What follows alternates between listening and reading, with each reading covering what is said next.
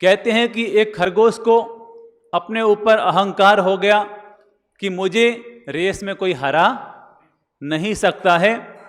उसे अपने भीतर इतना अति आत्मविश्वास पैदा हो गया कि मैं तो सबसे तेज दौड़ सकता हूं, मुझे कोई भी हरा नहीं सकता है। और इस घमंड में आकर के उसने कछुए से कहा, ए कछुआ, क्या तू मेरे साथ रेस करेगा?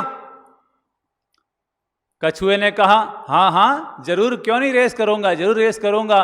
और कहते हैं कि कछुए और खरगोश की रेस शुरू हो गई। लेकिन खरगोश को अपने ऊपर बहुत ज्यादा अति आत्मविश्वास हो गया, अहंकार हो गया, और उसने सोचा ये कछुआ तो बेचारा है ही क्या, ये थोड़ा चलेगा तब तक तो मैं ठेठ पहुंच जाऊंगा, ठेठ पहुंच जाऊंगा। वो थोड़ा तो चला और आगे हरी घास आई, सोचा कि थोड़ी देर विश्राम कर लेता हूं, ये कछुआ आएगा तब तक तो मैं पहुंच जाऊंगा। और अति आत्मविश्वास के चलते खाना फुल खाया हुआ था, खाना जोरदार खाया हुआ था और हरी भरी घास थी, और वो वहां पर विश्राम करने बैठा और नींद आ गई, झपकी लग गई, और समय इतना निकल गया, इतना निकल गया कि जब आंख खुली और देखा तब तक तो कछुआ रास्ता पार कर चुका था। और तब वो उसके बाद वो दौड़ा और देखा, अरे कछुआ तो पहले ही पहुंच गया है। कछुए ने ताली बजाई कि तू हार गया और मैं जीत गया, तू हार गया मैं जीत गया। कछुए ने कहा, तू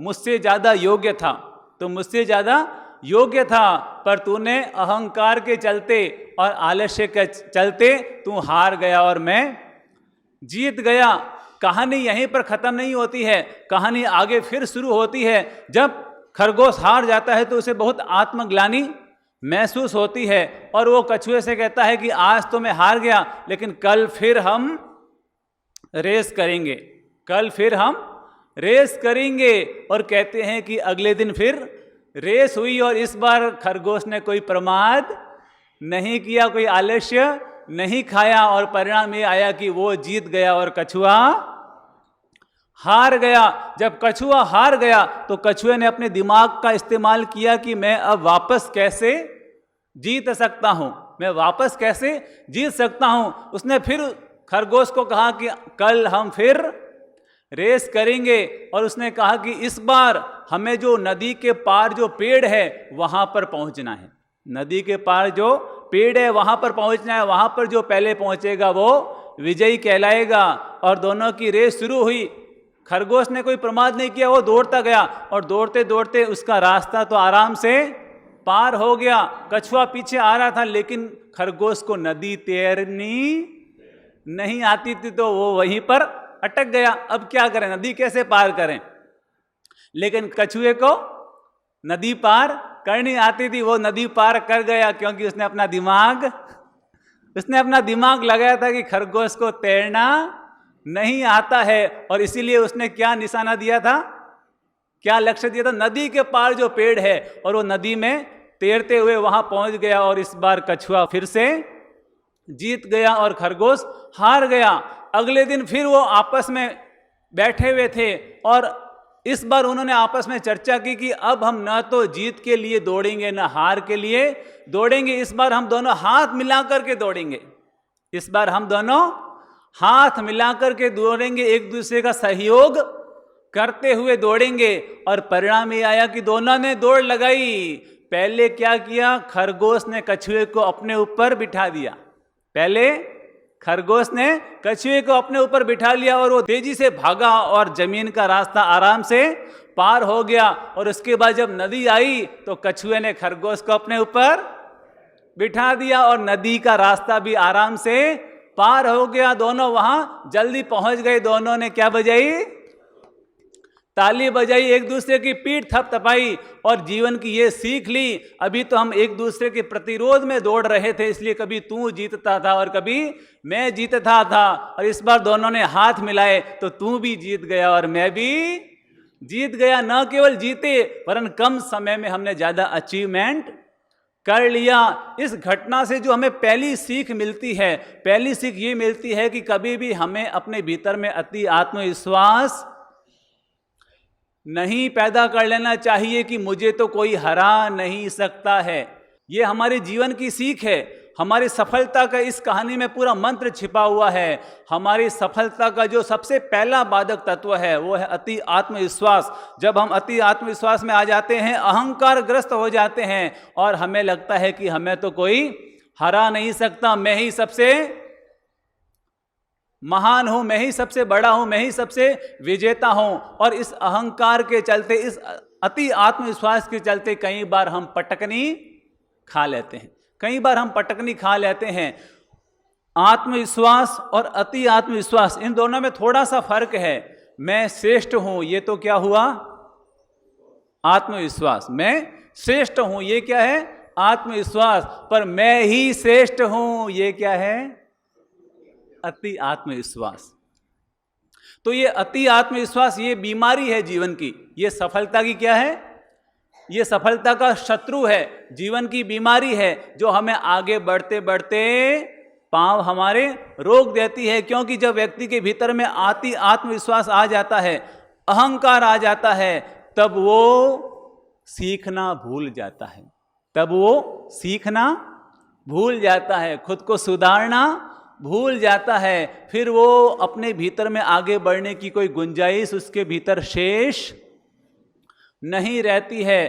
तो जीवन में अगर हमें आगे बढ़ना है तो नंबर 1, अपने जीवन से हमें अति आत्मविश्वास को हटाना चाहिए। कभी भी अति आत्मविश्वास में कभी भी अहंकार ग्रस्त नहीं होना चाहिए। जैसे ही हम अहंकार ग्रस्त होंगे कि हमारे जीवन की तरक्की रुक जाएगी। रावण किस लिए हारा था?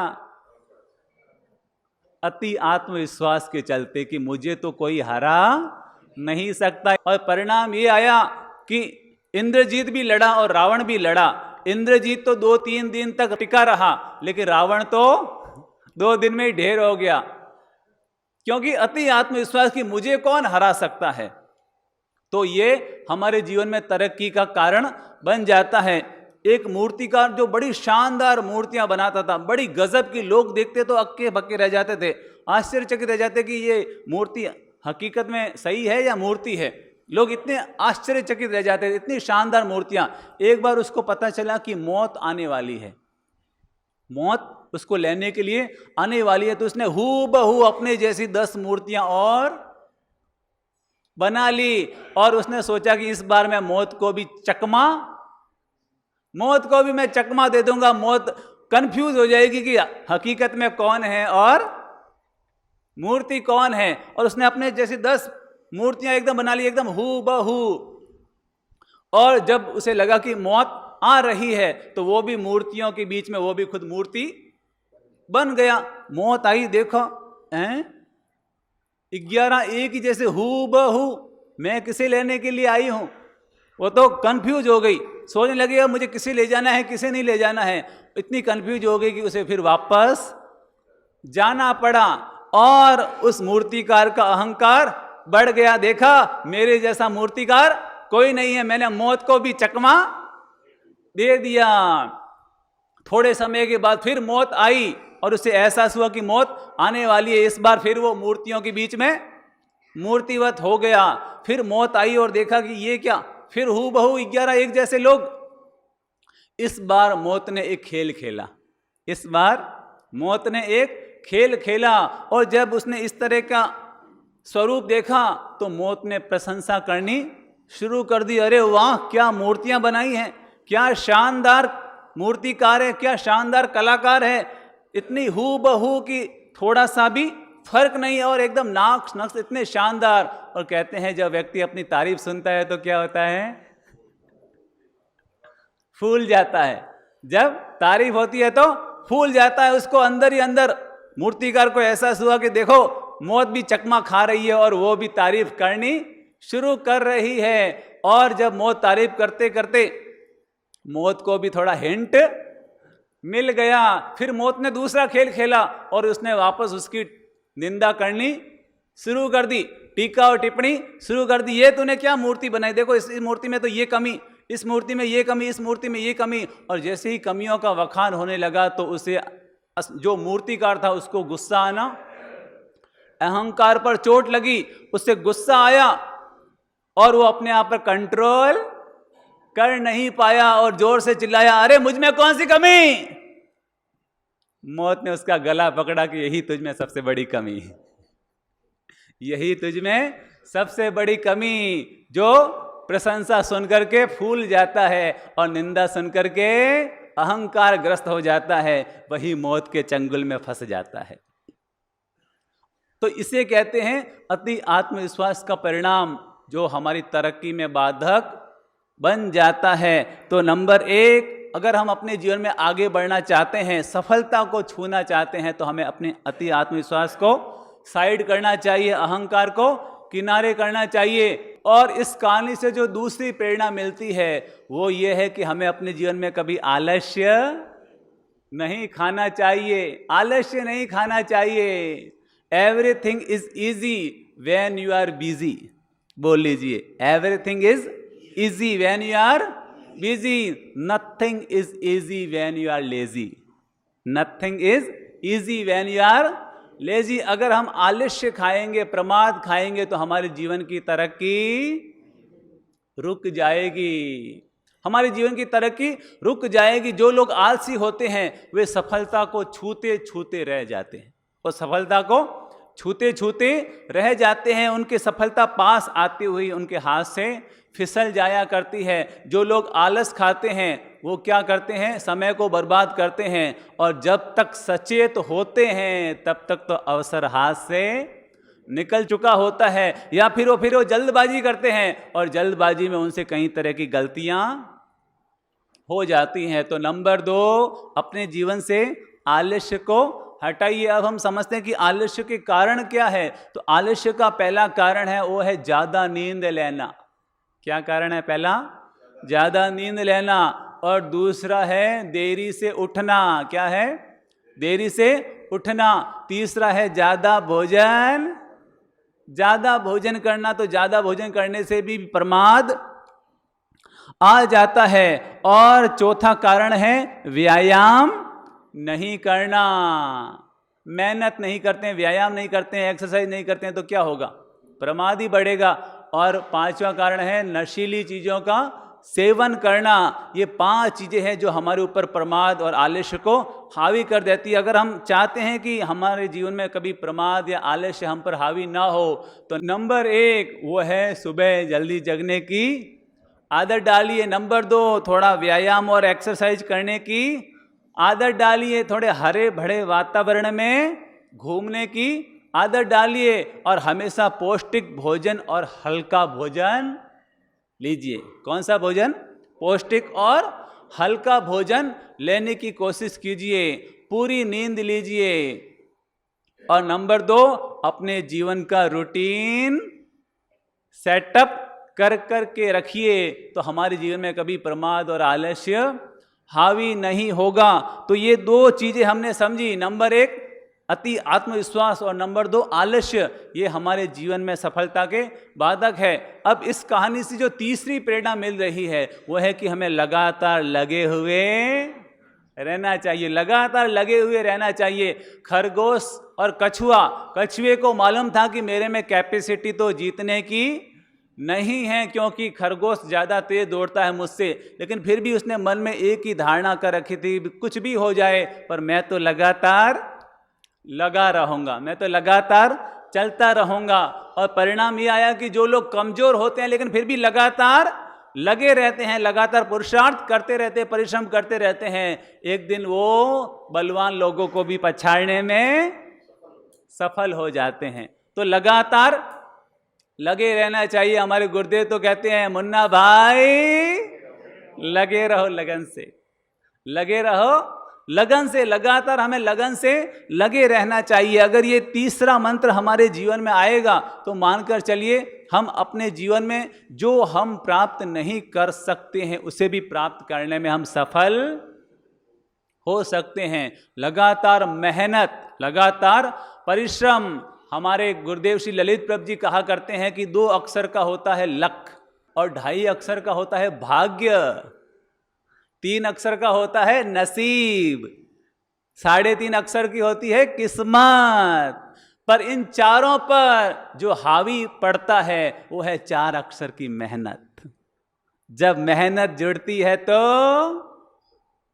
लक भी साथ देना शुरू कर देता है, भाग्य भी साथ देना शुरू कर देता है, नसीब भी और किस्मत भी साथ देनी शुरू कर देती है। और जो मेहनत नहीं करते हैं एक दिन किस्मत भी उनसे रूठ जाया करती है। तो तीसरा मंत्र हम क्या सीख रहे हैं सफलता का? लगातार मेहनत करते रहो।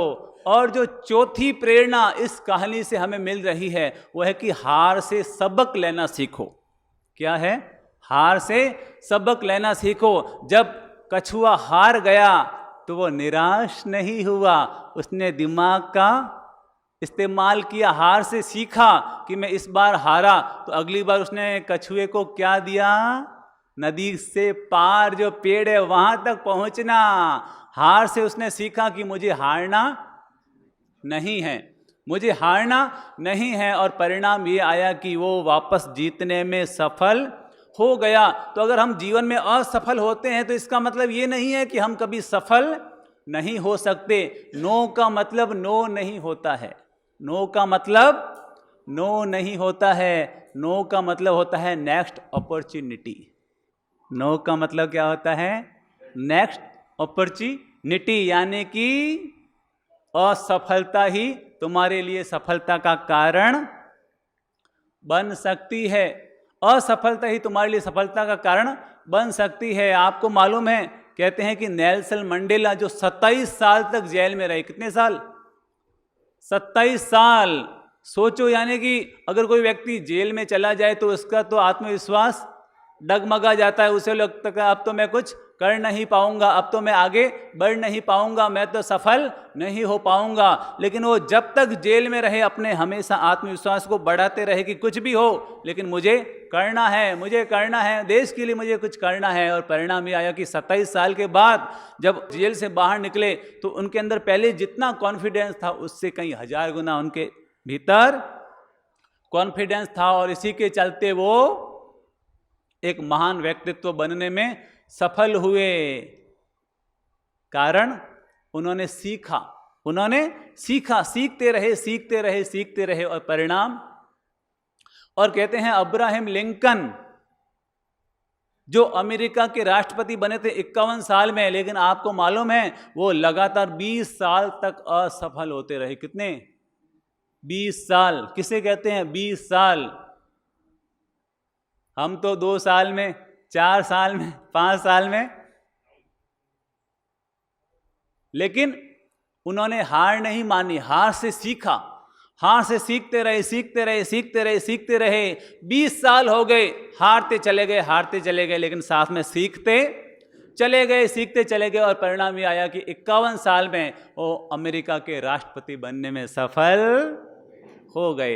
हार से सीखते रहिए, हार से सबक लेते रहिए। और चौथा जो मंत्र है वो अपने दिमाग का इस्तेमाल कीजिए, अपने दिमाग का इस्तेमाल कीजिए।